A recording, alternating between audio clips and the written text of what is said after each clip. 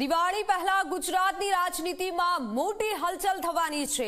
જલ્દી જ થશે ભૂપેન્દ્ર પટેલ સરકારના મંત્રીમંડળનું વિસ્તરણ. જી હા, દિવાળી પહેલા જ બની શકે છે દાદાનું નવું મંત્રીમંડળ. થોડાક જ દિવસોમાં મંત્રીમંડળનું વિસ્તરણ થશે.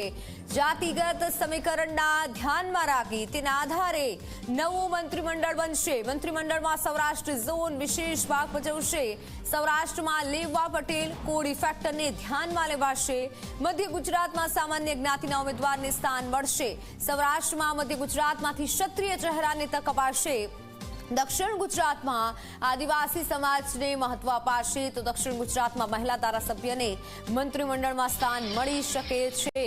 ઉત્તર ગુજરાતમાં ઓબીસી ચહેરાને સ્થાન મળી શકે છે. એટલે ઓવરઓલ હાલ જોવા જઈએ તો જાતિગત સમીકરણના આધારે મંત્રીમંડળનું વિસ્તરણ થઈ શકે છે. હાલ જે વિગત આવી રહી છે, દિવાળી પહેલા જ નવું મંત્રીમંડળ બનશે એટલે જાહેરાત થઈ શકે છે. ઘણા એવા નેતાઓ છે, મંત્રીઓ છે જેની એક્ઝિટ થઈ શકે છે. જેણે કામ કર્યું છે તેને રખાશે અને આ સાથે રી એન્ટ્રી પણ થઈ શકે છે.